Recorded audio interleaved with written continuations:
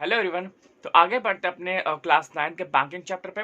तो आज का टॉपिक है हमारे पास types of bank account. Clear है? तो हमारे पास कितने टाइप के बैंक अकाउंट होते हैं आज हम लोग ये पढ़ने वाले हैं। तो पहला टॉपिक है हमारे पास current account, next is saving account, then हमारे पास रिकरिंग डिपॉजिट एंड देन हमारे पास और फिक्स डिपॉजिट। ठीक है, तो इन ये जो चार अकाउंट्स होते हैं ये हम लोग आज डिस्कस करेंगे। तो वन बाय वन से पहले हम लोग समझते हैं सेविंग अकाउंट। ठीक है, तो सेविंग अकाउंट सिंपली क्या होता है, जो नॉर्मली हमारा और आपका जो एक फैमिली जो अकाउंट होता है उसको हम लोग बोलते हैं सेविंग अकाउंट। ठीक है, जैसे सेविंग अकाउंट आपके स्टूडेंट का भी खुल जाता है, जो हाउस वाइफ्स होती हैं उनका खुल जाता है, जिनकी एक छोटी सी जो इनकम है तो वो अपने लिए एक सेविंग अकाउंट खुलवाते हैं। क्लियर है? तो आप किसी भी बैंक में जाकर के सेविंग अकाउंट अपना खुलवा सकते हैं और उसका जो मिनिमम चार्ज होता है that could be around ranging from the 500 rupees to the 2000 rupees. Clear है?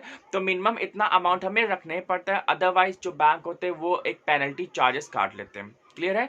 So this is all about the saving account. Clear है? तो यहाँ पे आप अपना जो भी मंथली में जो पॉकेट मनी मिलती है या जो भी एक छोटी मोटी जो अर्निंग होती है उसमें से अगर कुछ बचता है तो आप अपने उस सेविंग अकाउंट में डाल सकते हैं। ठीक है, for the future use.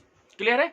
Next हमारे पास करंट अकाउंट। क्लियर है? तो करंट अकाउंट हम लोग इस तरीके से समझ सकते हैं, जो करंट अकाउंट होता है that can not be open by a common person. ठीक है, करंट अकाउंट हमेशा सिर्फ और सिर्फ बिजनेसमैन ही खोल सकते हैं किसी भी बैंक अकाउंट में। क्लियर है? और करंट अकाउंट का जो मिनिमम बैलेंस होता है that could be ranging about the ₹5,000 to the ₹10,000। Clear है? तो यहाँ पे एक सुविधा इसमें ये होती है कि आप इसमें न्यूमरस ऑफ ट्रांजेक्शन्स डे में भी कर सकते हैं और मंथ में चाहे जितने कर सकते हैं। क्लियर है? तो यहाँ पे कोई रिस्ट्रिक्शंस नहीं होती हैं, आप जितने भी ट्रांजेक्शन्स करना चाहें आप उतना कर सकते हैं, या जितने भी पैसों का लेन देन, चाहे वो लैक्स भी हो सकते हैं चाहे वो करोड़ भी हो सकते हैं। ठीक है, तो जितने भी पैसों का जो लेन देन होगा वो आप अपने इस करंट अकाउंट में आराम से कर सकते हैं, in which the bank do not interfere और do not create any problem. Clear है? अच्छा, करंट अकाउंट में एक चीज ये भी होती है, जैसे अभी हमने बताया कि करंट अकाउंट क्या होता है, एक बिजनेसमैन का ही हो सकता है। क्लियर है? तो यहाँ पे जो बैंक होता है वो ओवरड्राफ्ट फैसिलिटी भी देता है। क्लियर है? तो जो ओवरड्राफ्ट की जो फैसिलिटी है वो सिर्फ और सिर्फ आपके करंट अकाउंट में ही होती है, सेविंग अकाउंट में नहीं होती है। क्लियर है? Am I clear? ठीक है, तो यहाँ पे आप अच्छे समझ होंगे what is the difference between the current account and the saving account. Clear है? अब हम लोग आगे बढ़ते हैं रिकरिंग अकाउंट। ठीक है, रिकरिंग अकाउंट या रिकरिंग डिपॉजिट। रिकरिंग डिपॉजिट क्या होता है, सिंपली अगर हम लोग ये समझते हैं कि जैसे कि हमारे पास एक कोई फिक्स्ड अमाउंट ऑफ मनी हमारे पास आ रहा है। क्लियर है? तो हम लोग ये समझते हैं कि उसको एफडी कराने से अच्छा है कि हम लोग उसकी आरडी करवा ले।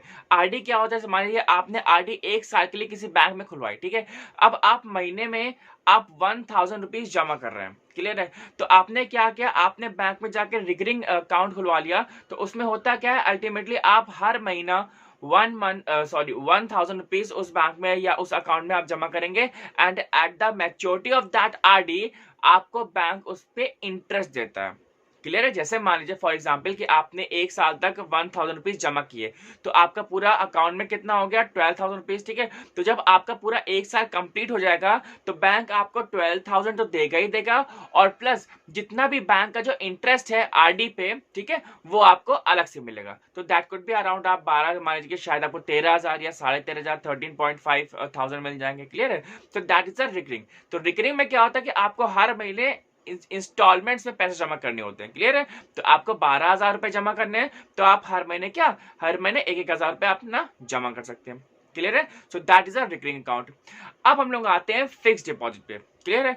तो फिक्स डिपॉजिट हमारे पास क्या होता है, जैसे कि यहाँ पे नाम में ये फिक्स्ड कि आप बैंक में एक बार पैसा जमा करेंगे और आप उस पैसे को at the end of maturity पे ही ले पाएंगे।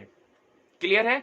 आरडी में क्या था, ध्यान से सुनिएगा, आरडी में क्या था कि आरडी में हम लोग हर महीने जमा कर रहे थे, लेकिन एफडी में क्या है कि आप हर महीने नहीं सिर्फ एक अमाउंट जमा करें। जैसे मान लीजिए आप एफडी में आप 1,00,000 रुपए या 1,00,000 रुपीज आपने जमा करवाया। ठीक है, तो उसने आपने उसकी एफडी करा दी 1 साल के लिए या 2 साल के लिए एफडी करा दी। ठीक है, तो होता क्या है, सिंपल बैंक आपको 1,00,000 तो देगा देगा at the end of the maturity, और प्लस जो 2 साल में जो बैंक इंटरेस्ट देगा वो भी आपको मिलेगा। क्लियर है? So that is the FD. Clear है? तो आरडी समझ में आया होगा और एफडी समझ में आया होगा आसान भाषा में। क्लियर है? तो यहाँ पे सिंपल सी चीजें क्या होती है, आप कभी भी जैसे मान लीजिए आप अगर स्टूडेंट हैं, तो आप स्टूडेंट है तो आराम से आप आरडी खुलवा सकते हैं। ठीक है? तो स्टूडेंट्स के लिए आरडी वगैरह अच्छा होता है, जैसे कि मान लीजिए आपको घर से पैसे मिलते हैं या पॉकेट मनी मिलती होगी, तो अगर आपकी कुछ उसमें सेविंग बच जाती है, आरडी तो आपके 100 रुपए से भी खुल जाती है।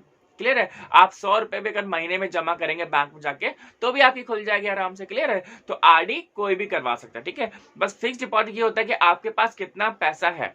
क्लियर है? अगर आपके पास एक लमसम अमाउंट होता है तो आप अपना आराम से एफडी करा लीजिए, वरना फिर आरडी जिंदाबाद।